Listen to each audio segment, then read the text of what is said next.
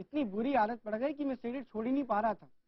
देखते देखते मैं सिगरेट पर कंट्रोल ही नहीं कर सकता था। फिर मेरे दोस्त ने आयुर्वेदिक सप्तऋषि नो नशा पाउडर लेने की सलाह दी। मैंने उसकी हिम्मत और जज्बे को सैल्यूट किया और नो नशा पाउडर का सेवन किया। इसका 7 बार सेवन करते करते मैं सिगरेट को भूलने लगा और आज देखिए मैं एक भी सिगरेट नहीं पी रहा हूँ। जब मैंने इसके फ्री सैंपल के बारे में जाना तो मुझे यकीन हुआ कि इनका मकसद पैसा कमाना नहीं बल्कि हम जैसे लोगों का नशा छुड़वाना है। मैं धन्यवाद करना चाहता हूँ नो नशा पाउडर को कि जिसकी मदद से आज मैं बिल्कुल नशे मुक्त हूँ। अजी हम तो बस ओकेजनल ड्रिंकर हैं, कभी कभी कोई मौका होता है तो पीते हैं। आज मैं बड़ा खुश हूं यार, शराब पीनी चाहिए। आज बड़ा दुखी हूं, शराब पीनी चाहिए। आज का दिन बड़ा खाली खाली सा है, शराब पीनी चाहिए। दरअसल आप शराब को नहीं, शराब आपको पीने के बहाने ढूंढती है। और कब आप ओकेजनल ड्रिंकर से शराबी हो जाते हैं पता ही नहीं चलता। पता तो तब चलता है जब मोहल्ले दफ्तर में लोग शराबी या पियक्कड़ जैसे नामों से आपको बुलाने लग जाते हैं। तब तक बहुत देर हो चुकी होती है। पर आयुर्वेदा सप्तऋषि नो नशा के साथ आप अपनी खोई हुई इज्जत, अपने खोए हुए नाम को वापस पा सकते हैं। नो नशा पर टीवी टेली शॉपिंग और आयुर्वेदा सप्तऋषि को पूरा भरोसा है। ये आपको 100% फायदा देगा और इसके अलावा अगर आप इसे ट्राई करना चाहते हैं तो इसके लिए आप फ्री सैंपल मंगवा सकते हैं, जिसके लिए आपको 250 रुपए हैंडलिंग और कुरियर चार्जेस देने होंगे। तुरंत कॉल करें 01165155000 और 01165700999। नो नशा की असली कीमत है 7,990 रुपए, लेकिन नशे के खिलाफ इस मुहिम में आपको देना होगा सिर्फ 2,490 रुपए और 250 रुपए डिलीवरी चार्जेस अतिरिक्त। तुरंत ऑर्डर करने के लिए कॉल करें 01165155000 या 01165700999 या फिर 01165159400। आप अपना ऑर्डर SMS से भी मंगवा सकते हैं। SMS करें टेली स्पेस नो और भेज दें 57333 पर।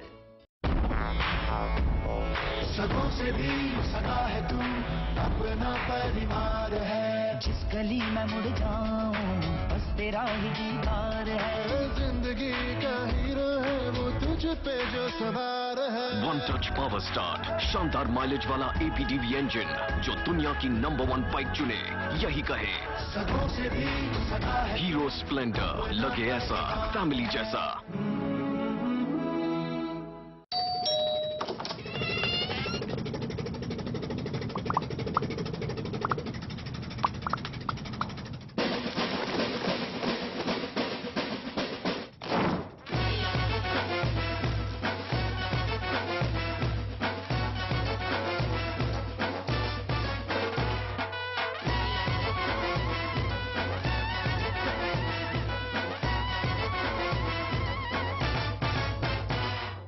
ऐसा घर आपने नहीं देखा होगा। संभाल के पोछा मारा अभी। आइए। ओ भाई साहब ये देखिए हॉल, ये देखिए चिल्ड्रंस रूम, देखिए कितना बड़ा है। आपके बच्चे खेलते खेलते थक जाएंगे। हो गया, मजे ले लिए। आइए। और यह है बेडरूम, इसकी खिड़की से तारे दिखते हैं, तारे। आपको क्या लगा प्रॉपर्टी डीलर हूँ? अरे आपको अपना घर दिखा रहा था। पर्ल्स इंफ्रास्ट्रक्चर, हम जानते हैं कि घर अरमान, उम्मीदों और सपनों का बना होता है। तभी तो हम घर बनाते हैं, जिंदगियां बनाते हैं। अक्षय बाथरूम कब धोगे? आज संडे है ना।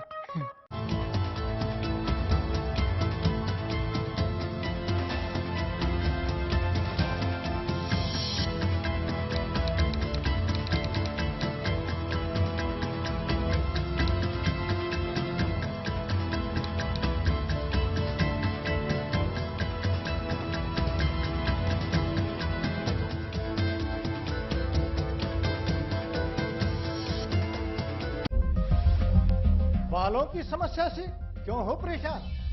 बच्चा खाए या जवान, सबका इलाज होगा एक समान। सिर दर्द और कब्ज होंगे 3 दिन में छूमंतर। न जादू न टोना, है केवल आयुर्वेदिक तंत्र। नाड़ी वैद्य हूं मैं, आयुर्वेद का कमाल देखना। ला इलाज हो कोई भी बीमारी, जड़ से होगा उसका इलाज देखना। कमजोरों के लिए बना दिया है ऐसा रसायन, खाकर उसको जीवन का आनंद देखना। देखिए कायाकल्प नाड़ी वैद्य सत्य प्रकाश आर्या के साथ रोजाना दोपहर 3 बजे सिर्फ चैनल 1 न्यूज पर।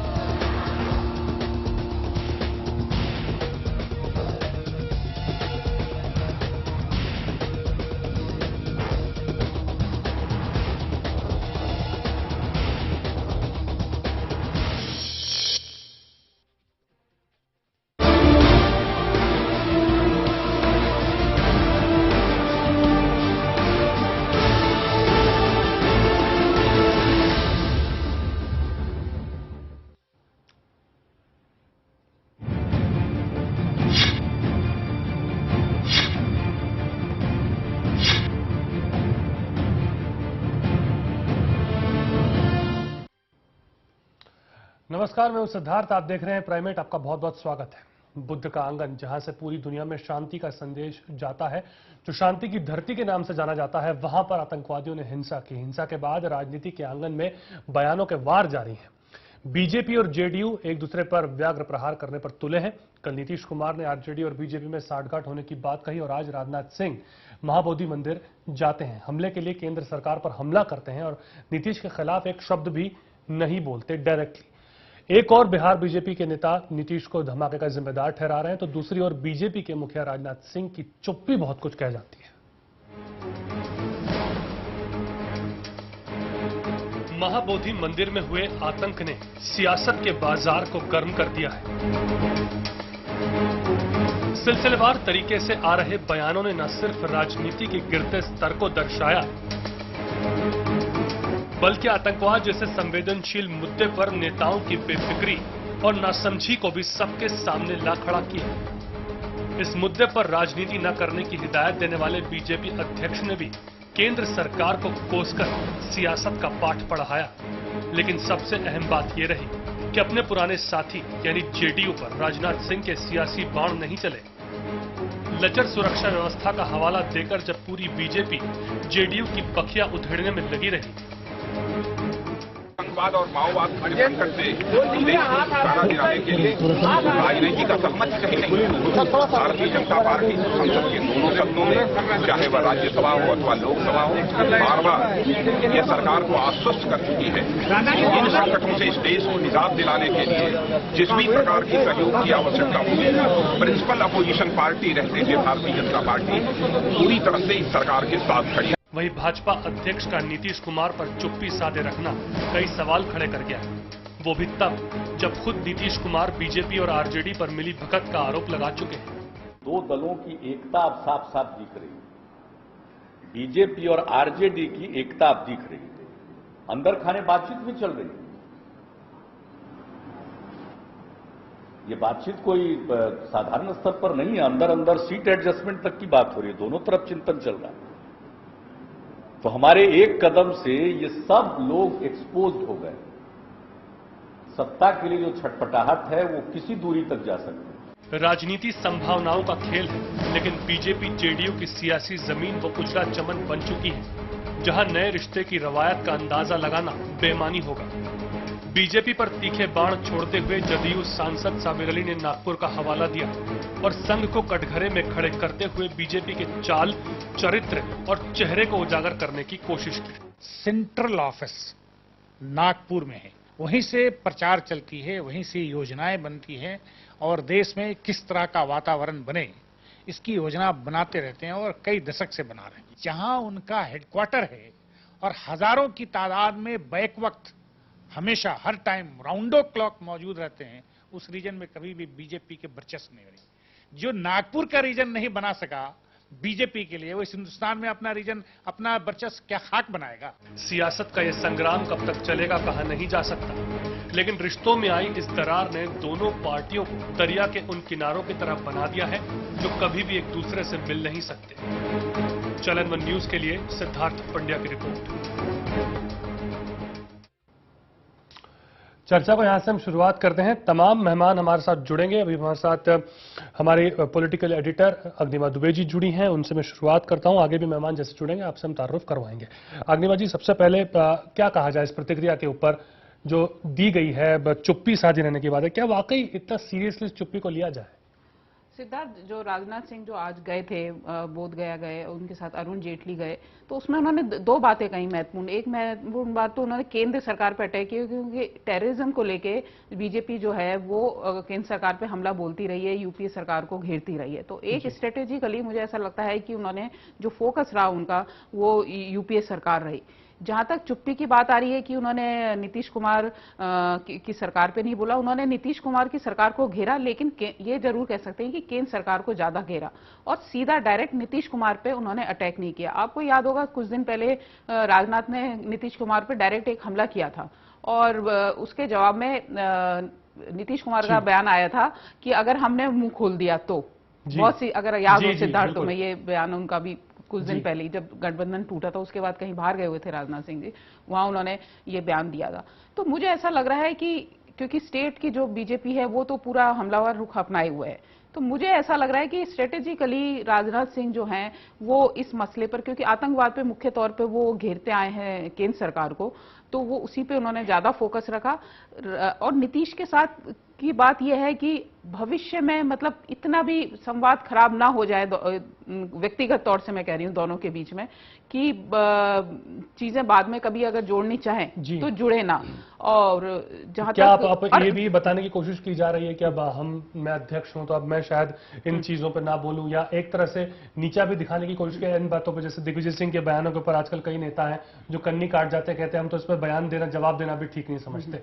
तो क्या इस तरह से भी ट्रीटमेंट आपको दिखता है, कहीं ना कहीं एक अलग रखने की कोशिश भी दिखती है? हाँ, देखिए, अगर सिद्धार्थ एक एंगल और है इसमें कि जैसे बीजेपी की भी स्टेट्स में सरकारें, कहीं पे अगर अटैक होता है, टेररिस्ट अटैक होता है, तो क्या केवल राज्य सरकार जिम्मेदार कही जाएगी? तो हो सकता है राजनाथ सिंह के कहीं जहन में ये चीज भी हो, क्योंकि फिर अगर एक सरकार को, अगर वो राज्य सरकार को बहुत ज्यादा कोसेंगे आतंकवाद के मसले को लेकर, तो कभी ना कभी भविष्य में गुजरात में हो सकता है कभी अटैक हो जाए, तो क्या सीधे मोदी उसके लिए जिम्मेदार होंगे? तो मुझे ऐसा लगता है कि काफी रणनीति अपना कुछ सोच समझ के राजनाथ सिंह का कहीं ना कहीं मन के अंदर ये बात बैक ऑफ द माइंड शायद चल रही होगी। ठीक है, साबिर अली जी हमारे साथ जुड़ चुके हैं, जेडीयू नेता है, सांसद है। बहुत बहुत शुक्रिया हमारे साथ जुड़ने के लिए साबिर अली जी, स्वागत है आपका। सर, आप कैसे देखते हैं आज राजनाथ सिंह जब वहां पर पहुंचते हैं तो लगातार एक चुप्पी नीतीश कुमार को लेकर के आपके नेता के ऊपर उन्होंने कुछ प्रत्यक्ष तौर पर नहीं बोला, केंद्र सरकार पर वो तीखे हमले करते रहे, तो इस चुप्पी के आप क्या मायने निकालते हैं? देखिए, ऐसा है कि जो इश्यूज है और जो ब्लास्ट हुआ बिहार में, बोधगया में, वो किसी सरकार की मैं समझता हूं कि, और प्रदेश सरकार की, उसमें बहुत आप एक्यूज नहीं कर सकते हैं जी। और कहीं अगर चूक रही है, हम लोग पहले उसी दिन से कह रहे हैं कि जिस दिन में अगर हमारे प्रशासन की चूक रही होगी तो उनको भी नहीं बख्शा जाएगा और इस मामले को गंभीरता से लेना चाहिए, न कि सियासत करनी चाहिए जी। और ऐसे इश्यूज पे अगर कोई भी दल सियासत करता है तो मैं समझता हूं कि उसकी भूल होगी जी। ये हालात पूरे देश और हर खित्ते से है और ऐसे हालात बहुत से प्रदेशों में हुआ है जहां पे डिफरेंट पार्टी की सरकारें रही हैं। इसलिए अगर कोई बात कही जाए तो फिर उसका बहुत से मतलब निकलते हैं, उसका भी जवाब देना पड़ता है। सिर्फ बात कह देनी मतलब नहीं है। और राजनाथ सिंह बीजेपी के अध्यक्ष हैं, अगर वो कोई बात कहेंगे तो उसका बहुत दूर तक मैसेज जाएगा और फिर उस पर हर चीज को जवाब सवाल हो सकता है जी। ठीक और राजनाथ सिंह जी होशियार आदमी हैं, बीजेपी के अध्यक्ष हैं जी। अग्निमा जी, अब इस जो बात साबिर अली जी ने कही उससे कितना आप इत्तेफाक रखती, क्या वाकई ये स्थिति है जो साबिर अली जी जो इशारा कर रहे हैं? हाँ, बिल्कुल वही बात साबिर अली जी कहे कि अगर आप स्टेट्स को जिम्मेदार पूरी तरीके से करेंगे आतंकवादी उसमें, तो वो कहीं ना कहीं भविष्य में, जैसे मैं कह रही हूँ कि बीजेपी की सरकारें भी बहुत जगह, फिर आप अपने को कैसे डिफेंड करेंगे? तो एक खुला रखना चाहते हैं राजनाथ सिंह इस मसले पर भी चीजों को, जैसे कि वो कह रहे हैं बहुत होशियार है, तो उनके जो काफी तोल मोल के उन्होंने ये सारा बयान दिया है। उन्होंने राज्य सरकार को भी बोला है, लेकिन हाँ केंद्र सरकार के साथ ज्यादा जोड़ के, क्योंकि जैसे कि मैं पहले कह रही थी कि टेररिज्म को लेके ज्यादा आक्रामक जो रही है बीजेपी वो केंद्र सरकार है, क्योंकि केंद्र सरकार के अधीन गृह मंत्रालय आता है कि गृह मंत्रालय उनके नीचे ये सारी एजेंसीज आती हैं कि अगर इतना ही गंभीर ये सब इनपुट थे 3-3, 4-4 बार, तो गृह मंत्रालय की भी एक जिम्मेदारी बनती है, केंद्रीय गृह मंत्रालय की, कि वो राज्य सरकार पर दबाव डाले कि आप ये सब क्यों नहीं कर रहे हैं, कहाँ है। तो ये चीज भी कहीं ना कहीं गृह मंत्रालय के स्तर पे, केंद्र के स्तर पे दिखी नहीं। इनपुट जरूर दिया, सब कुछ दिया, लेकिन एक जो दबाव बनाना होता है कि आप इसको गंभीरता से लें, वो कहीं भी नहीं दिखा। शायद इशारा राजनाथ सिंह का इसी तरफ था। और आने वाले दिनों की अगर हम बात करें तो जिस तरह से ये पूरा ब्लास्ट को लेकर के राजनीति तो खैर हम देख रहे हैं, हमने कांग्रेस का भी बयान देखा, ये बयान भी देखा। बिहार की राजनीति के अंदर क्या इसके बाद कोई बड़ा एक ड्रामेटिक चेंज अग्निमा जी दिखता है या कहीं और जाती है दिखती है कि कोई एक हर एक घटना शायद एक आम इंसान, एक आम आदमी के मानसिक पटल के ऊपर कोई ना कोई असर तो छोड़ती होगी? निश्चित तौर पे देखिए, अभी जैसे कि आपने देखा पिछले दिनों राजनीतिक पूरा घटनाक्रम आपने बिहार का देखा है, उसमें बीजेपी और जो इनका गठबंधन था 17 साल का टूटा है, और तमाम कई चीजें ऐसी आ रही हैं। अभी घटना भी जैसे कह रहे हैं कि सीवान वाली जो घटना हुई जिसमें आदिवासियों पे गोली चलाने वाली बात आई, और कुछ कुछ चीजें आ रही हैं। तो अभी तक जो एक बहुत बड़ा विपक्षी दल जो बिहार में कोई विपक्ष था नहीं, कांग्रेस थी, आरजेडी काफी कम से कम छोटा था। तो अब बीजेपी जब अलग हो गई है तो एक जो वहां पे विपक्ष दिखना चाहिए, तो वो विपक्ष आपको दिखेगा। आने वाले दिनों में मुद्दे भी दिखेंगे, लालू यादव उठाते रहे हैं, लेकिन वो खुद इतनी कमजोर स्थिति में हैं कि वो बहुत ज्यादा प्रभाव छोड़ नहीं पाते थे। तो अब ये जो लड़ाई हुई है बिहार में, आप देखिए अब वो काफी रोचकता के साथ बढ़ेगी और पूरी राष्ट्रीय स्तर पर उसका असर पड़ने वाला है। साबिर अली साहब, ये बात राजनाथ सिंह ने भी कही कि लालू राज आ गया है। ये इस तरह के बयान जब आते हैं तो आप इसे किस तरह देखते हैं? क्या राजनीति इसे तोड़कर देखते हैं? क्या शिगुफे की तरह आप इसे देखते हैं? क्या मानते हैं इन बयानों को आप? देखिए, एक चीज तो मैं मानता हूं, और जब मैं उनके साथ था, बीजेपी के साथ हमारी पार्टी की अलायंस थी, उस वक्त भी मैं ये बात खुले तौर से कहता था कि बीजेपी को एक चीज की महारत हासिल है, वो ये कि बातों को कैसे परोसा जाए। इसके लिए उनके यहाँ खास ट्रेनिंग होती है। आप हर बात और हर चैनल का आप रिकॉर्ड निकाल के देख लिए तो बीजेपी में वक्ताओं की और बातों की अपने झूठ बात को इतने तरीके से रखते हैं कि वो सच दिखाई देने लगे, इसमें उनकी माहिरता है। इसलिए विपक्ष हमारा कितना मजबूत है वो हमारा मकसद दिए। मेरा मकसद है बिहार में अच्छा काम करना, और नीतीश कुमार अच्छे काम करने के माहिर हैं और उनकी सोच और दूरदृष्टि बहुत दूर तक जाती है। इसलिए हमारी पार्टी 2015 तक बिहार की राजनीति बड़ी दम से और खम से करेगी और साफ सुथरी करेगी, बिहार के लिए करेगी। इसमें हम लोगों को कोई चिंता नहीं। क्या आपको लगता है कि ये जो भी ब्लास्ट हुए हैं, इस घटना का असर वहां के आम आदमी के जहन में होगा? और कहीं ना कहीं शायद जो बात लगातार जिस तरह से दिखाई जा रही, चूंकि जांच अभी चल रही है तो उस पर कुछ भी कहना मुनासिब नहीं है, हम तो यही मानते हैं, चाहे कोई और चैनल कुछ कह रहा हो, पर फिर भी सर एक राजनीतिक विश्लेषण अगर हम करते हैं इन चीजों का, जो आरोप बार बार लगाते हैं कि इसका खामियाजा उठाना पड़ेगा या ये जो हुआ है लेट लतीफी की बातें आती हैं, तो सर ये दिशा बदलती दिखती है क्या आपको? आप किस तरह समझते हैं इन चीजों को? देखिए, ये घटना जो है बहुत दुखदाई है, बहुत पीड़ा है, और ये पीड़ाजनक है, और सब बिल्कुल पूरे बिहार इस वक्त पीड़े में है और सदमे में है।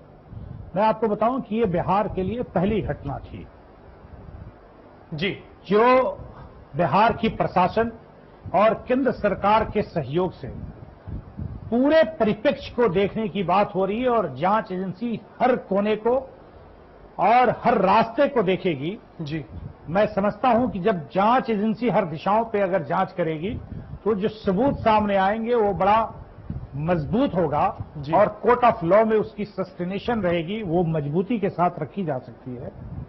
और इसका राजनीतिक बहुत असर पड़ेगा या कोई राजनीति इस पर कर लेगा, मैं इसको नहीं मानता। जी, क्या जो नीतीश कुमार ने बात कही इससे सहमत हैं आप? जो आरजेडी और बीजेपी के एक इंटरलिंकिंग की बात कह रहे हैं, वो कैसे लगता है आपको? क्या आपको भी लगता है कि ये है कि दोनों आपस में अंदर बात कर चुके हैं, जैसे नीतीश कुमार कह रहे थे? नीतीश जी ने जो बात कही वो बड़ी संक्षिप्त में कही थी, मैं उसको थोड़ा सा एलेबोरेट करके मैं कह दूं जी कि उन्होंने जो बात कही उसमें सत्यता है या नहीं।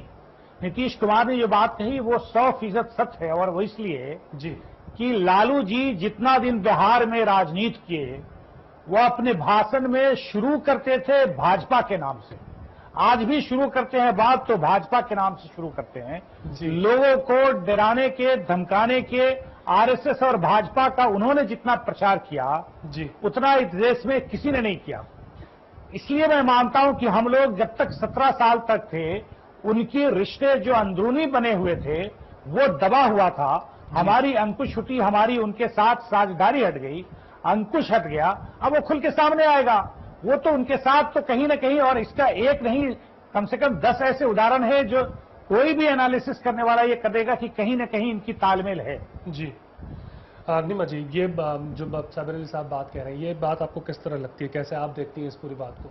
नहीं, मैं तो इससे सहमत नहीं हूँ। आरजेडी और बीजेपी में अंदर कोई सांठगांठ होके कुछ आगे भविष्य में कोई राजनीतिक उनमें कुछ बनने वाला है समीकरण या पहले था, ऐसा कहीं से नहीं है। हाँ, इतना जरूर है, जैसे मैंने पहले बात कही कि जेडीयू के लिए मुश्किल अब यह है कि जो विपक्ष, जो एक विपक्ष बढ़ गया है, विपक्ष का जो कहना चाहिए एक विस्तार हो गया है, दायरा बढ़ गया है, तो निश्चित तौर पे जो एक अटैक होता था जेडीयू और बीजेपी की सरकार पर, उसको झेलते थे। अब उन्हीं का एक बड़ा साथी दल करेगा तो ये जो हाँ राजदार है और सब कुछ है, तो कहीं ना कहीं चीजें आएंगी। और कहीं ना कहीं एक नीतीश कुमार की तरफ से ये जो कहा गया, क्योंकि जब वो घिरे, जब निश्चित तौर पे आरजेडी अलग से बोलती थी तो इतना असर नहीं, ज्यादा फर्क नहीं पड़ता था, लेकिन अब जब पूरा बिहार में बीजेपी की भी अपनी मजबूत स्थिति है। आप भले आज की तारीख में, भविष्य की बात अलग है, लेकिन आज की तारीख में बीजेपी की बहुत स्थिति मजबूत है और सरकार के लिए बार बार थोड़ी असहज स्थिति होती है, नीतीश कुमार के लिए भी होती है। तो ये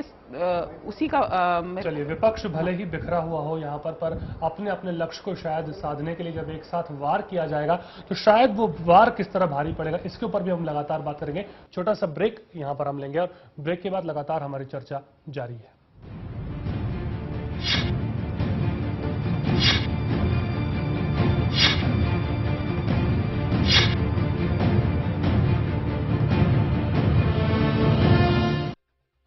₹1 नहीं है बॉस।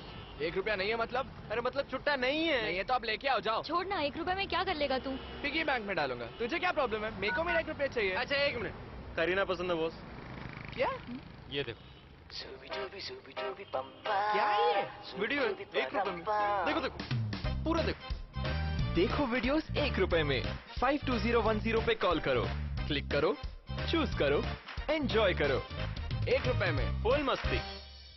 ऐसा घर आपने नहीं देखा होगा। संभाल के, पोछा मारा अभी। आइए। वो भाई साहब ये देखिए हॉल, ये देखिए चिल्ड्रंस रूम, देखिए कितना बड़ा है। आपके बच्चे खेलते खेलते थक जाएंगे। हो गया, मजे ले लिए। आइए। और यह है बेडरूम, इसकी खिड़की से तारे दिखते हैं, तारे। आपको क्या लगा प्रॉपर्टी डीलर हूँ? अरे आपको अपना घर दिखा रहा था। पर्ल्स इंफ्रास्ट्रक्चर, हम जानते हैं कि घर अरमान, उम्मीदों और सपनों का बना होता है, तभी तो हम घर बनाते हैं, जिंदगियां बनाते हैं। अक्षय, बाथरूम कब धोगे? आज संडे है ना।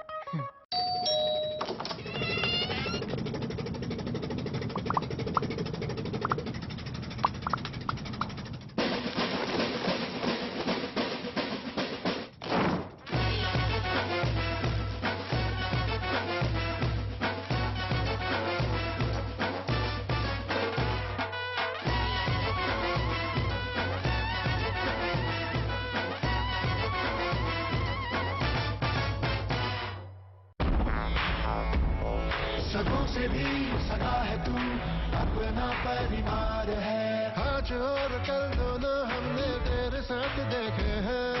तू चले जब साथ तो खुशी के ठिकाने मिलते हैं। वन टच पावर स्टार्ट, शानदार माइलेज वाला APDV इंजन, जो दुनिया की नंबर 1 बाइक चुने, यही कहे।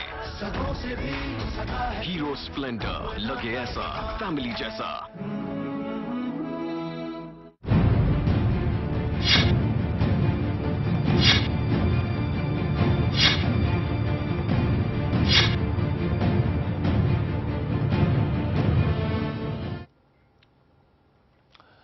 स्वागत है आपका ब्रेक के बाद। लगातार हम इस विषय पर बात कर रहे हैं कि किस तरह से अब आने वाले दिनों के अंदर ये राजनीति जो है वो जाती है। ब्लास्ट के बाद में क्या कुछ बदला है, कितनी चीजें बदली हैं और क्या क्या कुछ चाहिए इसको पूरी तरीके से आगे करने के लिए। साबिर अली साहब, आगे आने वाले दिनों के अंदर अगर हम बात करें जांच को लेकर के आप कितने संतुष्ट हैं? क्या आपको लगता है सही तरीके से जांच को अंजाम दिया जा रहा है? मैं जांच से संतुष्ट हूं। और देखिए, चूंकि ये मामला छोटा नहीं है, बहुत बड़ा वाकया है जी, और जांच की हर पहलू को देखना चाहिए। और मैं समझता हूं कि आने वाले दिनों में एक आपको ऐसा सच सामने आएगा जो चारों तरफ से पुख्ते सबूत के साथ अधूरे जांच नहीं होंगे और पूरे पुख्ते सबूत के साथ आपके सामने जांच का रिजल्ट आएगा। और मुझे इस बात का यकीन है, विश्वास है कि बहुत जांच में बड़ी तेजी से जांच हो रही है और हर दिशा में हो रही है और बहुत जल्द, बहुत ज्यादा वक्त इंतजार करना नहीं पड़ेगा, जांच का रिजल्ट सामने आएगा। सर, ये जब शुरुआत में ब्लास्ट हुआ तो वहां जो स्थानीय सांसद है हरि मांझी, मीडिया के सामने उन्होंने एक बड़ी अलग बात रखी, चूंकि पूरा सियासी बयानबाजी के अंदर उनके बात को उठा नहीं पाया। उनका ये कहना था कि माओवादियों का भी हाथ हो सकता है। अभी कितनी सच्चाई है या कितना झूठ है ये तो कोई जानता नहीं है, पर सर इस तरह की बात जब उन्होंने कही और वहां के स्थानीय वो सांसद हैं, शायद स्थितियों को बेहतर जानते होंगे, वहां रहते होंगे, कुछ सोच के उन्होंने बयान दिया होगा। आपको क्या लगता है इसकी संभावना कितनी प्रबल अभी इस वक्त आपको दिखती है यथास्थिति में? देखिए, अभी इस बात को कहना उचित नहीं है क्योंकि जांच एजेंसियां वहां काम कर रही हैं और मैं समझता हूं कि कोई भी वक्तव्य आता है तो एक मानसिक असर पड़ता है लोगों पर और जांच एजेंसियों पर, क्योंकि वो भी इंसान है। जांच करने का स्रोत बहुत तरीके होते हैं, अलग अलग तरीके से जांच की जाती है, इसलिए इस वक्त कोई भी टिप्पणी करना या अपना उस पर राय देना ये मुनासिब नहीं है मेरे समझ से। जांच एजेंसियां बड़ी ईमानदारी और दयानदारी के साथ कर रही है और जांच का मैं समझता हूं कि जो रिजल्ट आएगा पुख्ता होगा। और जी अग्निमा जी, अब इन सब तमाम बातें तो एनसीटीसी की बात भी फिर अब निकल करके आ जाती है, जिसको लेकर के एक लंबी बहस हमेशा से चलती रही, किस तरह से उसे लागू किया जाए, क्या उसके वो हों। छत्तीसगढ़ के अंदर अपनी एक परेशानी है या एनसीटीसी को लेकर जो एक पूर्ण रूप से कि सब पार्टी लेवल के ऊपर उठ के एक राष्ट्रीय समस्या ऐसे समझें आतंकवाद को और इसके खिलाफ उठे हम आगे। क्या लगता है, क्या ये फिर मांग उठेगी अब जो राजनीतिक परिदृश्य हमारे सामने है इस वक्त उसमें? सिद्धार्थ, जिस तरह से हमारा देश का जो फेडरल सिस्टम है उसमें राज्य सरकारों ये अपने जो अधिकार हैं, जो अगर ये व्यवस्था बनती है तो वो छोड़ना नहीं चाहते हैं राज्य सरकार। सबसे बड़ी मुश्किल ये है और उनको लगता है कि केंद्र सरकार में अगर किसी एक खास किसी पार्टी की सरकार रही और राज्य में दूसरे किसी पार्टी की सरकार रही तो कहीं ना कहीं फिर टकराव की स्थिति पैदा। गिरिराज सिंह हमारे साथ बीजेपी नेता फोन लाइन पर जुड़ चुके हैं, उनसे हम बात करेंगे। गिरिराज जी, बहुत बहुत स्वागत है आपका चैनल वन न्यूज के हमारे इस डिबेट के अंदर। सर, सबसे पहले चूंकि आप हमारे साथ लेट जुड़े हैं, मैं जानना चाहूंगा जो राजनाथ सिंह ने आज सीधी सीधी बयानबाजी करने से वो बचे नीतीश कुमार के ऊपर, क्या आपको लगता है ये एक डर कहीं ना कहीं राजनाथ सिंह के मन में है? क्यों उन्होंने प्रत्यक्ष रूप से सामने बात नहीं कही जबकि उनकी पार्टी का हर नेता ये बात, आपकी बीजेपी का नेता बखिया उधेड़ने में लगा हुआ है जेडीयू की? नहीं, हम नहीं समझ पाए, आपकी आवाज नहीं आती। सर, क्या मेरी आवाज अब पहुंच रही है आप तक? हाँ, आवाज आ रही, बोलिए। जी, नीतीश के ऊपर, नीतीश कुमार के ऊपर सीधी सीधी टिप्पणी करने से क्यों बचे राजनाथ सिंह जी, क्या लगता है आपको? क्या बड़े लोग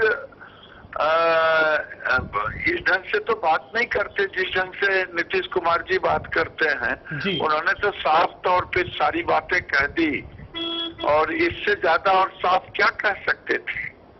जितनी बातें थी साफ साफ तौर पे कह दिया, कोई बचा नहीं, केवल नाम नहीं लिए। अब बड़े लोग नहीं लेते हैं, बड़े लोग हैं। पर राज्य से ज्यादा केंद्र सरकार को घेरा है उन्होंने। राज्य से ज्यादा केंद्र सरकार को घेरा है सर।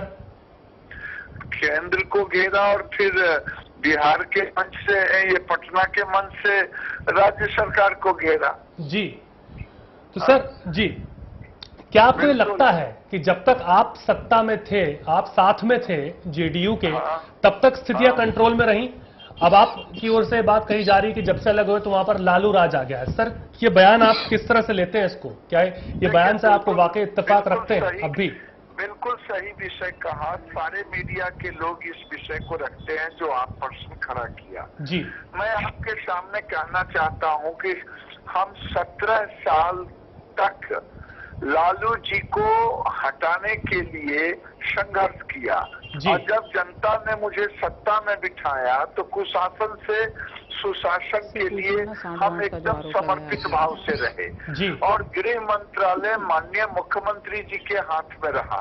आपने देखा होगा कि जब सरकार से उन्होंने हम लोगों को हटाया तो कहा कि बीजेपी के लोग मंत्री परिषद में रह करके और मंत्री परिषद के विरोध में बोलते थे जबकि कोई नहीं बोलते थे, तब ये आरोप लगा।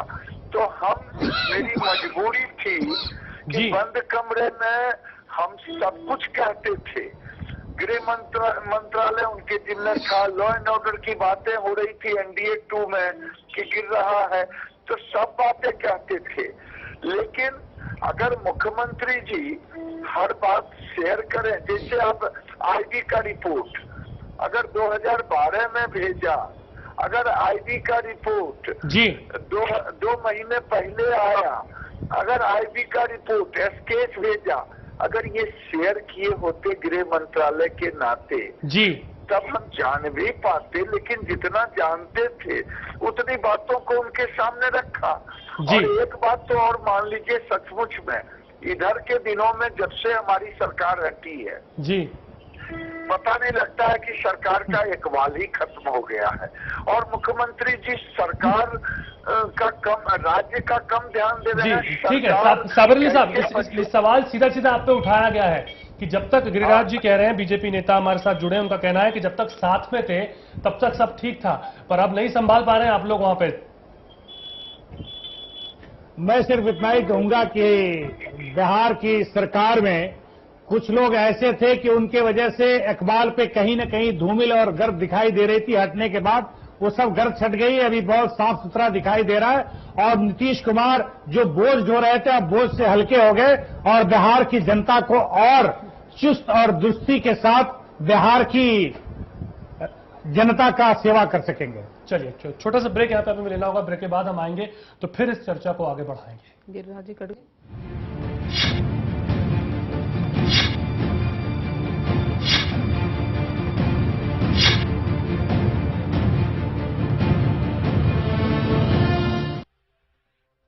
खाना, ration card, voter ID card, दवाइयाँ, और ये टॉर्च कहाँ गई? तू तो ऐसे तैयारी कर रही है जैसे मैं के जाना हो। और जब बाढ़ या तूफान के वक्त घर छोड़ने की नौबत आई तो क्या होगा? ये है जरूरी कागजात, मैंने भी पूरी तैयारी कर ली है। किसी भी आपदा के लिए रोजमर्रा की जरूरत का सामान तैयार रखें, जैसे सूखा खाना, कपड़े, पीने का साफ पानी, जरूरी दवाइयाँ और जरूरी कागजात। किसी भी आपदा के समय अपनी तैयारी ही काम आती है। पहले से तैयारी में है समझदारी। आपके हित में तत्पर एनडीए में। ऐसा घर आपने नहीं देखा होगा, संभाल के पोछा मारा अभी। आइए, ओ भाई साहब ये देखिए हॉल, ये देखिए चिल्ड्रंस रूम, देखिए कितना बड़ा है। आपके बच्चे खेलते खेलते थक जाएंगे।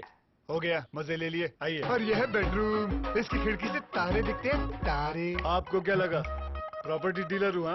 अरे आपको अपना घर दिखा रहा था। Pearls infrastructure. हम जानते हैं कि घर अरमान, उम्मीदों और सपनों का बना होता है, तभी तो हम घर बनाते हैं, जिंदगियां बनाते हैं। अक्षय बाथरूम कब धोगे? आज संडे है ना। सगों से भी सगा है तू, अपना परिवार है। आज और कल दोनों हमने तेरे साथ देखे हैं।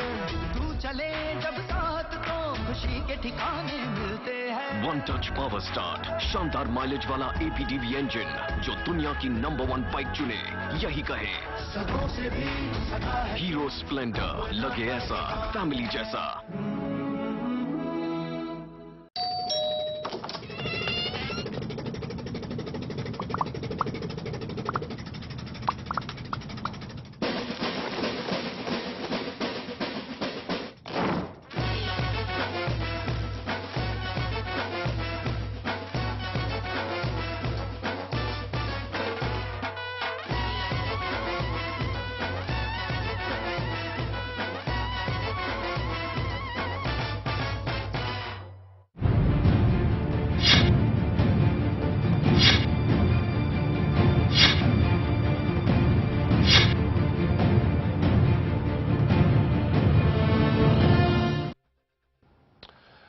स्वागत है आपका ब्रेक के बाद। लगातार हम उस विषय पर बात कर रहे हैं जो बहुत गंभीर होता जा रहा है और चिंतन का विषय यह भी है कि क्या इन सब चीजों से निपटने के लिए आने वाले दिनों के अंदर बिहार सरकार के पास वो सब चीजें मौजूद हैं कि इस तरह की घटना को फिर से होने से रोका जाए। दूसरी चीज यहां पर यह भी है कि लगातार सरकार ये बात करती है कि दोषियों को बख्शा नहीं जाएगा, पर अब सवाल यह है कि पहले वो पकड़ तो लें, क्योंकि अभी तक किसी ने इस बात की जिम्मेदारी नहीं ली है, किसी भी आतंकी गुट ने अपनी ओर से, कि आखिर ये किसने अंजाम दिया है। आपको जगदम्बिका पाल जी का भी हम बयान सुनवा देते हैं। कांग्रेस के वरिष्ठ नेता है जगदम्बिका पाल और सांसद भी हैं, उनका क्या कुछ कहना, उन्होंने कैसे नसीहत दी बीजेपी को। दिग्विजय सिंह ने ये कहा कि एक बयान नरेंद्र मोदी जी का ये आना कि उन्होंने कहा कि हम नीतीश कुमार को उन्होंने एक तरह से धमकी दिया कि हम देख लेंगे, तो उन्होंने ये नहीं कहा, उन्होंने कहा कि जो जांच एनआईए कर रहे हैं उसको पूरा समय दिया जाना चाहिए और उसको हर बिंदु पर देखना चाहिए। वहीं भक्त चरण दास, उन्होंने भी कुछ कहा है, सुन लीजिए क्या कहना है उनका। वोट बैंक की राजनीति भारतीय जनता पार्टी करती है। किस तरह से प्राकृतिक आपदा को लेकर के संवेदनशील और बड़े बड़े घटनाओं के प्रति जो समझदारी रखना चाहिए, बरतना चाहिए, और नहीं करके तुरंत राजनीति में उतर आते हैं। इन दिनों आपने देखा है कि भारतीय जनता पार्टी हर विषय पर किस तरह से राजनीति में उतर आ रही है। चर्चा को आगे बढ़ाते हैं। अग्निमा जी, बीजेपी ये कहती है कि 17 साल हम रहे साथ में, हमारा प्रशासन रहा, और अब जब हम लोग हटे हैं तो ये धमाके हो रहे हैं। अगर समझा जाए तो बड़ा बचकाना टाइप ये बयान लगता है, पर क्या लगता है ऐसा बयान बैकफायर कर सकता है बीजेपी के लिए, जो राजनीतिक परिदृश्य अभी बिहार में बना है उसको देखते हुए, क्योंकि जनता समझ रही है हो क्या रहा है आखिर। सिद्धार्थ, इस बयान पे अगर हम देखें तो अभी विधानसभा चुनाव तो बहुत दूर है, अभी लोकसभा चुनाव आएंगे, तब तक थोड़ा समय है। तो मुझे नहीं लग रहा है कि ऐसे पॉलिटिकली देखा जाए तो हाँ, जरूर यह है कि प्रदेश की जो राजनीति का जो माहौल है वो इन बयानबाजी से और इस तरह के आरोप प्रत्यारोप से गर्मा गर्म रहता है, जिस तरीके से चल रहा है। आपको और बिहार से जब गठबंधन टूटा है बीजेपी और जेडीयू का, इस तरह की लड़ाई चल रही है आपस में। आपने खुद नीतीश कुमार को भी, भले साबिर अली कह रहे हो कि बीजेपी बोझ थी, लेकिन खुद नीतीश कुमार के जहन से नरेंद्र मोदी भी नहीं निकल रहे हैं। कोई भी, आपने बोध गया में जब घटना के बाद उनकी प्रेस कॉन्फ्रेंस हुई, उसमें भी इनडायरेक्टली वो मोदी पे आ गए थे नीतीश कुमार। तो जो फोकस है, अगर हम बोध गया की घटना को लें या उत्तराखंड की आपदा को लें, या तो ये जो 2014 का जो लड़ाई है और उसका फोकस जो मोदी बनते जा रहे हैं धीरे धीरे, तो वहां चीजें होती जा रही हैं फोकस। जी, तो ये अब कल आपको क्या लगता है, चूंकि गुजरात में अक्षरधाम मंदिर के ऊपर भी हमला हुआ था, बोधगया के अंदर भी हमला हुआ है, दोनों बहुत ज्यादा अंतर्राष्ट्रीय स्तर पर मानी हुई इंटरनेशनल साइट्स हैं, ये कंपैरिजन भी अब शुरू हो जाएगा जांच को लेकर भी, कि किस तरह नरेंद्र मोदी ने जांच के अंदर तत्परता दिखाई थी, क्या ये दिन भी अब आने वाले दिनों के अंदर राजनीति में देखने को मिल सकता है हमको? कंपैरिजन शुरू हो जाए शायद 10-15 दिन के बाद में या पहले? हाँ सिद्धार्थ, जैसे कि थोड़ा सा मैं पहले कहूंगी, जो सवाल आपने किया था ब्रेक से पहले कि राजनाथ सिंह क्यों इतना अटैकिंग नहीं हो रहे स्टेट, अक्षरधाम पे अगर हमला हुआ तो फिर मोदी सरकार जिम्मेदार होती। तो इसीलिए जो एक सोच समझ के उनका जो बयान रहा वो चुप्पी हुआ है। और जहां तक ये कहा जाए कि आतंकवाद का मसला जो है, क्योंकि उसमें केंद्र सरकार ही आती है घूम फिर के, महत्वपूर्ण जो भूमिका होती है कि अगर हम उसमें कुछ करना है तो वो केंद्र सरकार ही आती है। तो इसलिए राजनाथ सिंह का जो पूरा अटैक रहा वो केंद्र फोकस ज्यादा रहा, लेकिन अब अगर इस घटना से इतर हम अगर पॉलिटिक्स की बात करें, बिहार की पॉलिटिक्स, तो वो जो शुरुआत हुई है गठबंधन टूटने के बाद, तो आप देखिए वो पूरा होते होते अब चर्चा यह है कि मोदी बनारस से भी चुनाव लड़ेंगे। दूसरी तरफ अभी आया है कि मुलायम सिंह के खिलाफ कांग्रेस भी उम्मीदवार करेगी। तो पूरी एक बिहार के घटना के क्रम के बाद आप देखिए कि किस तरीके से जो राजनीतिक गहमा गहमी 2014 का जो संग्राम है उसकी शुरुआत हो गई है।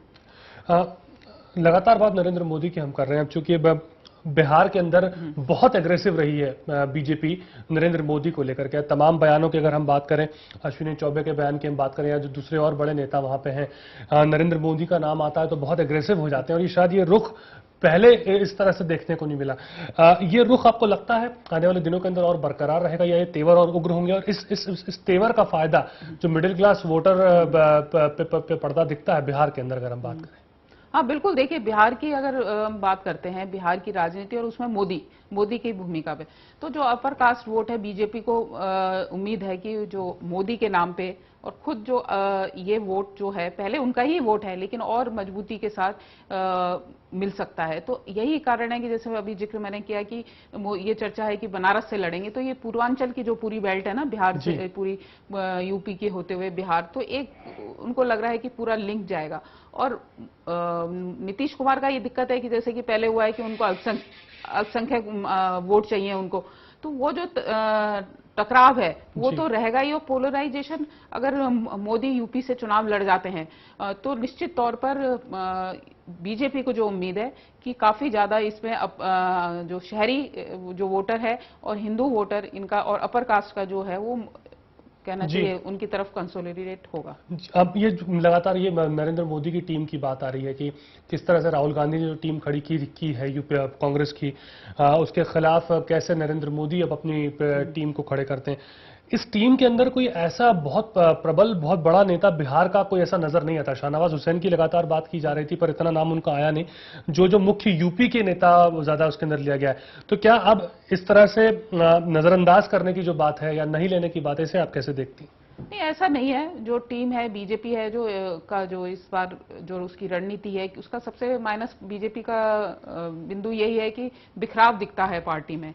तो पहली कोशिश यही थामने की हुई है।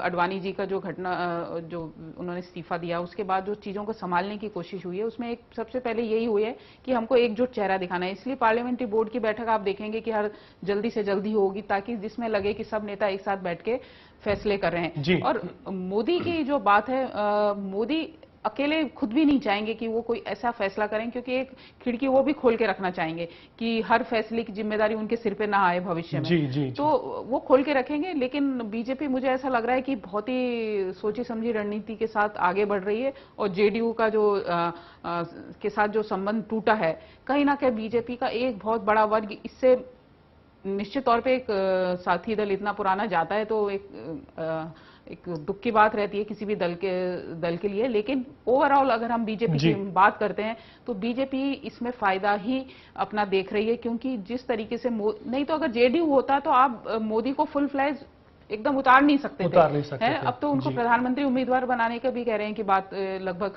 तय है और जल्दी ही कर दी जाएगी। इकोनॉमिक टाइम्स ने आज ये बात भी कही। नहीं, ये चीजें बहुत पहले आ रही थी। तय करने की जो बात आ रही है वो इसलिए आ रही है कि अभी जो गुजरात इशरत वाला केस है, अगर उसमें मोदी को कहीं न कहीं उनको जोड़ दिया जाता है। इस पर जरा बात करते हैं। आरजेडी नेता मनोज झा हमारे साथ फोन लाइन पे जुड़ चुके हैं, उनसे हम बात करते हैं। मनोज झा जी, बहुत बहुत स्वागत है आपका हमारे इस डिबेट के अंदर। मैं आपसे जानना चाहूंगा, जो बात लगातार कही जा रही है नीतीश कुमार की ओर से कि आपने साठगांठ कर ली है बीजेपी के साथ में, क्या वाकई ये सच है? नहीं, आपके चैनल पर भी मैं पहले ये बात दोहरा चुका हूं कि अगर आप घटना को सिलसिलेवार क्रम में देखें तो आडवाणी जी की चिट्ठी के बाद अचानक में नीतीश जी और शरद जी को सेक्युलरिज्म की याद आई, जिस पूरे मुद्दे पे वो पिछले 17 वर्षों से सो रहे थे। दंगे हो रहे थे, फसाद हो रहे थे, आरएसएस का बिहार में एक्सपेंशन हो रहा था। हमने पहले भी एक बात कही थी कि ये प्लान बी है बीजेपी का। प्लान बी है कि अगर एक निश्चित संख्या में सीटें नहीं आई तो आडवाणी जी को जब आगे किया जाए तो सांप्रदायिकता के मामले को किनारे करके नीतीश जी वापस आ जाएंगे, क्योंकि उनके लिए मसला सांप्रदायिकता का नहीं है, वो भाजपा के एक खास स्क्रिप्ट के किरदार हैं। और इस वजह से आज के खास करके जो उनकी पीसी थी राजनाथ सिंह जी की, वो मैंने भी देखी और उससे ये साफ स्पष्ट हो रहा है कि 14 या 14 से पूर्व भी अगर चुनाव हुए तो एक समीकरण बिल्कुल स्पष्ट है, और बाकी जो कुछ है अभी वो पॉलिटिकल पोस्चरिंग है, एक छद्म युद्ध है। झा साहब, ऐसा क्यों कह रहे हैं नीतीश कुमार, क्या लगता है आपको?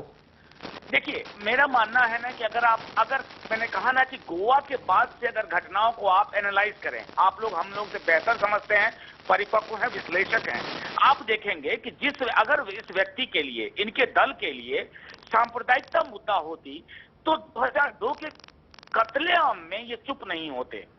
अगर सांप्रदायिकता मुद्दा होती तो ये लगातार भाजपा के सांप्रदायिक तेवर को चेक करने की कोशिश करते। ऐसा कुछ नहीं हुआ।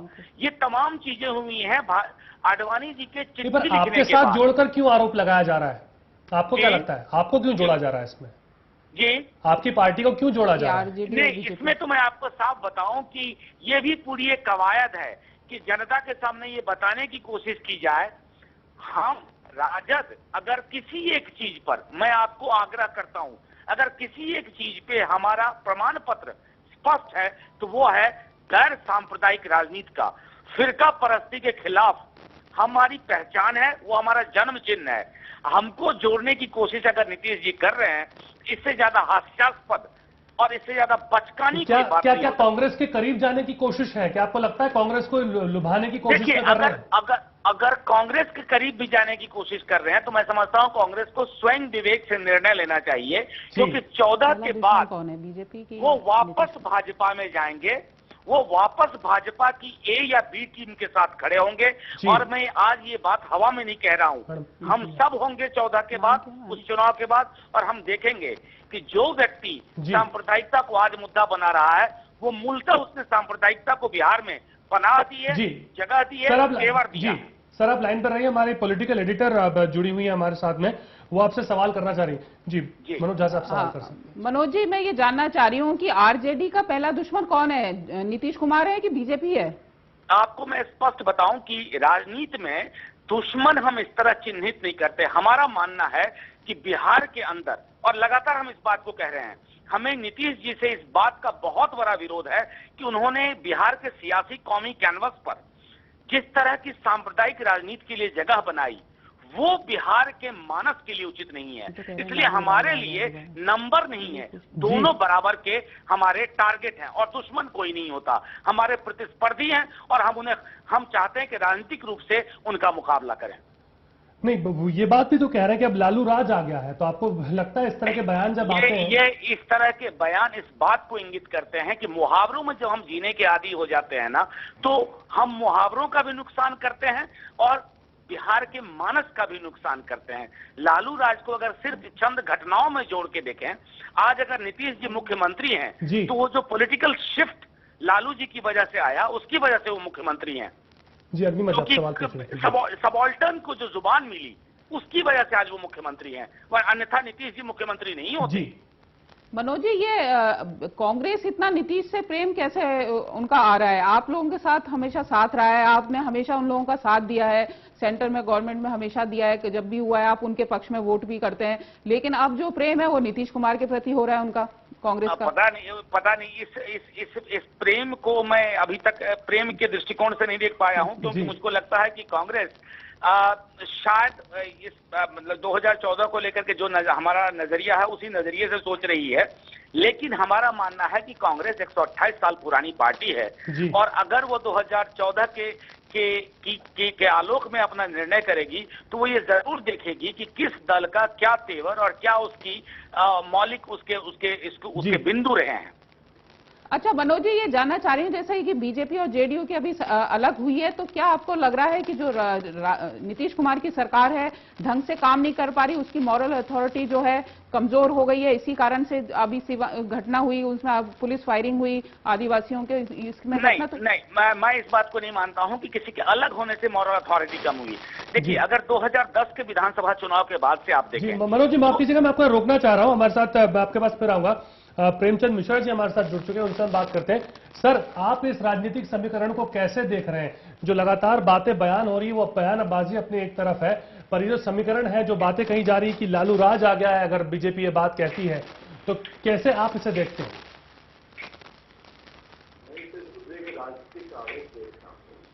भारतीय जनता पार्टी जब से सत्ता से बाहर कर दी गई है बिहार में, तब से पिछले 10 दिनों में एकाएक वो बहुत सक्रिय हो गई।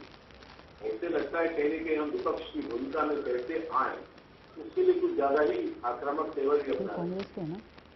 यदि बोध गया के ब्लास्ट को लेकर भारतीय जनता पार्टी बोध गया बंद करा सकती है, या बिहार में कहती है कि लालू राज लौट आया है, तो इससे 100 गुना बड़ी घटना भाजपा शासित राज्य छत्तीसगढ़ में हाल के दिनों में हुआ था, जहाँ कई कांग्रेस के बड़े बड़े हमारे पार्टी के नेता उस नक्सली हमले में मारे गए और भारी जान माल का नुकसान हुआ।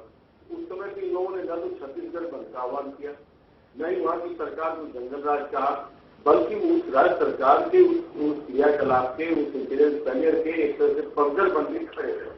ये भारतीय जनता पार्टी हमेशा डबल स्टैंडर्ड की पॉलिटिक्स करती है, जहां उसे जो सूट करता है उस हिसाब से करती है और हर चीज में यह राजनीति करती है। चाहे मंदिर का मामला हो, राष्ट्र का मामला हो, विस्फोट हो, कोई हमला हो, यह सिर्फ पॉलिटिकल गेन लेना चाहती है। मिश्रा जी हमारे पॉलिटिकल एडिटर आपसे सीधा सवाल कर रही हैं, सवाल आप सुन लीजिए। झा साहब, ये जानना चाह रही हूँ कि आप लोग आरजेडी के साथ रहेंगे कि नीतीश जी के साथ जाएंगे? अभी मनोज जी हमारे साथ थे, वो तो एकदम आपसे अभी ज्यादा अटैक आप पे कांग्रेस से थोड़ा बच के चल रहे हैं कि भविष्य में रास्ता खुला रखना चाहते हैं, लेकिन आपकी जो कहना चाहिए कि नीतीश कुमार से ज्यादा आप लोग नजदीक आते जा रहे हैं, आरजेडी अलग विचारा पार्टी रहती जा रही है। मिश्रा जी आपसे सवाल है। हम किसी से भी नजदीक या दूर नहीं है, हम विचारधारा की राजनीति करते हैं। तो किसकी विचारधारा बेहतर है, आरजेडी की नीतीश कुमार जी की? नीतीश कुमार जी तो बीजेपी के साथ थे अभी तक, आप देखिए वो पूरे उन्होंने मोदी के साथ पूरे फोटो खिंचाए, आज उस फोटो को वो नकारते हैं बिल्कुल हाथ उठा के। आप मेरी बात पूरी कर रहे हैं। विचारधारा की बात कहा मैंने, कांग्रेस की विचारधारा जो धर्मनिरपेक्ष विचारधारा है। नीतीश कुमार जी कल तक भारतीय जनता पार्टी के साथ मिलकर बिहार में सरकार चला रहे थे, उनका गठबंधन था। अब उन्होंने बीजेपी से डिस्टेंस किया है, उसे मिनिस्ट्री से बाहर किया, अपना गठबंधन तोड़ा है, खुद को एनडीए से बाहर किया है। अगर कोई बीजेपी का इतना घनघोर समर्थक या साथी रहा हुआ आदमी का स्टैंड लेगा तो निश्चित तौर पर कांग्रेस इस स्टैंड को अप्रिशिएट करेगी। हमने एक सौदार्थ विश्वास मत के दौरान नीतीश सरकार के पक्ष में एक सैद्धांतिक आधार पर मतदान हुआ था, लेकिन उसका ये मतलब नहीं कि हम उनके नजदीक आ गए हैं या हमारे कोई राजनीतिक समीकरण बनने वाले हैं। तो आरजेडी से ज्यादा सेकुलर है जेडीयू ज्यादा सेकुलर हो गई आरजेडी से। दोनों पार्टियां आज के डेट में सेकुलर विचारधारा पर चल रही है। कांग्रेस उनको सेकुलर पार्टी मानती है, आरजेडी हमारी ये सेकुलर पार्टी है और जनता दल यूनाइटेड ने यह सेकुलर स्टैंड लिया है, उससे उन्हें सेकुलर विचारधारा पर चलने वाला पार्टी मान। सर, क्या आपको लगता है बीजेपी और आरजेडी आपस में साठगांठ कर सकते हैं जैसा नीतीश कुमार कह रहे हैं? अब नीतीश जी ने क्या कहा है, दूसरे पार्टी के नेता क्या कहते हैं उस पर हमें नहीं जाना है। हो सकता है उनके पास जल्दी कोई रिपोर्ट आई हो, लेकिन जहां तक मेरा मानना है कि देश में सेकुलर पॉलिटिक्स समय से तकाजा है। हर फ्रंट या फेडरल फ्रंट की गुंजाइश नहीं है। जिस तरह से बीजेपी पॉलिटिक्स कर रही है और नरेंद्र मोदी को आगे कर रही है, जिस तरह से आरएसएस एक्टिव हुआ है, इस देश के तमाम सेकुलर विचारधारा के दलों के बीच में आपसी अंडरस्टैंडिंग बनाना होगा और इस विचारधारा को मजबूती के लिए काम करना पड़ेगा।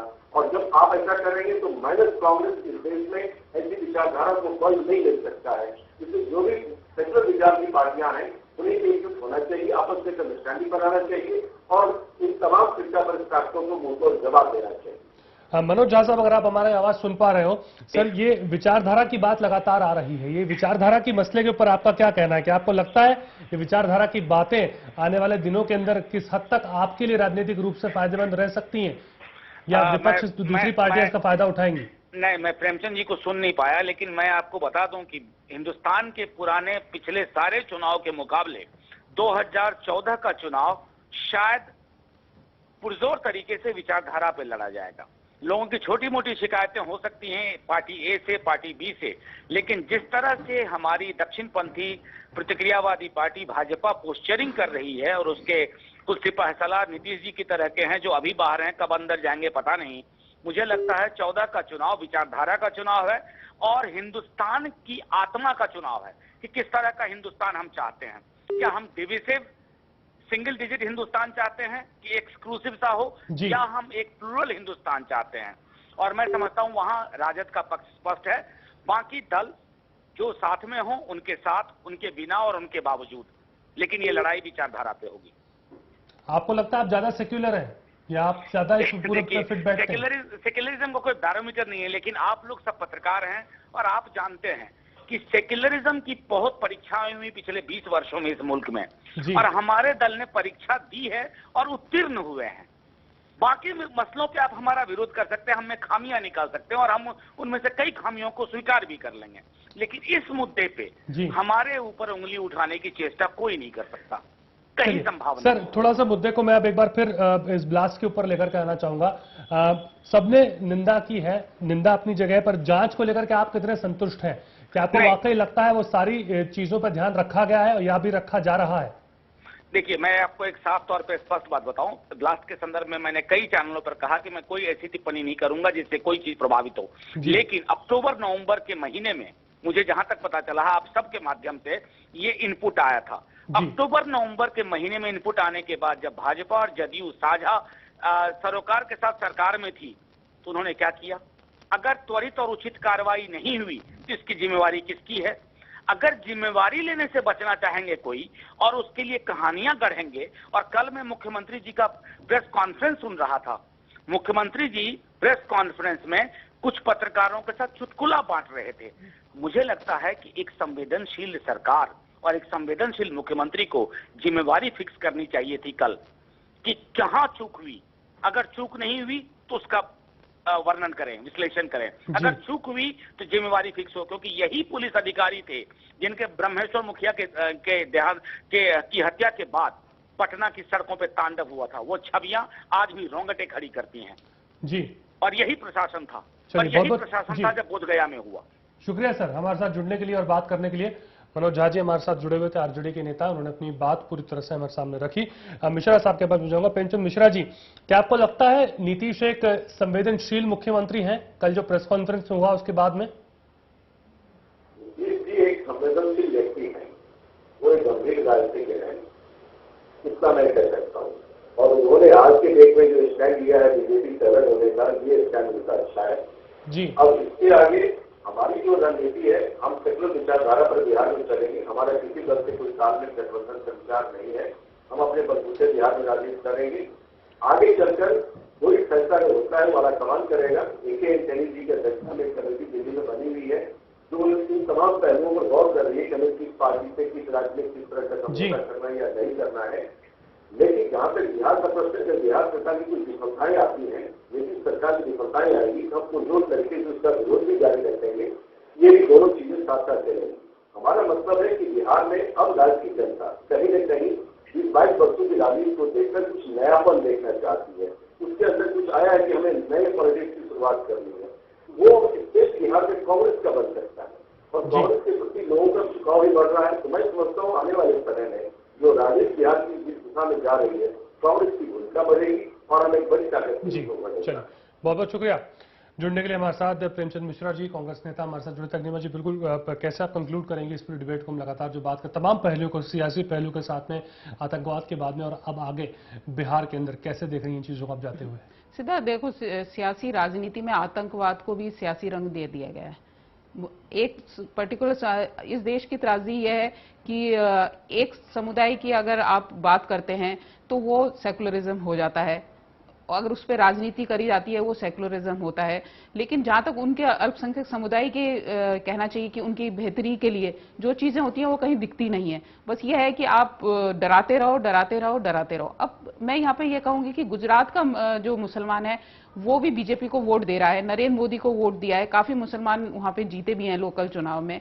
तो अब किस तरीके से इस देश को एक बांटने की कोशिश होती है। यहाँ ये नहीं है कि बीजेपी का कोई पक्ष लिया जा रहा है, लेकिन जब एक दूसरे समुदाय की भी अगर राजनीति करी जाती है तो वो भी उतनी कम्युनल है। तो दोनों चीजें हैं और देश का जो विकास है, सिद्धार्थ फिर बात कही कि जो मुख्य मुद्दे हैं वो कहीं ना कहीं इस राजनीति के पीछे रह जाते हैं। और आप नीतीश को देखिए, 7 साल बड़े मजे से बीजेपी के साथ शासन चलाया, आज अचानक वो बहुत मुसलमानों के बड़े हितैषी बन रहे हैं। तो ये सब राजनीति है, जनता भी देख रही है। अब देखते हैं 2014 में जनता भी देख रही है और जनता इसका जवाब किस तरह से देती है, ये देखना बहुत दिलचस्प होगा। बहुत बहुत शुक्रिया अभी हमारे साथ जुड़ी। अग्निमा दुबे जी भी हमारे साथ थे इस पूरी डिबेट के दौरान। बड़ा सवाल यही है कि आने वाले दिनों के अंदर जांच कहां तक पहुंचती है और क्या अगर कोई आतंकी संगठन इसकी जिम्मेदारी नहीं लेता है तो क्या इस जांच में निकल करके आएगा और उसके बाद में कितनी पुख्ता कार्रवाई की जाएगी, ये देखने के लिए कि जमीनी तौर पर आतंक की और घटनाएं बिहार के अंदर ना हो। आप देख रहे थे प्राइमेट। नमस्कार।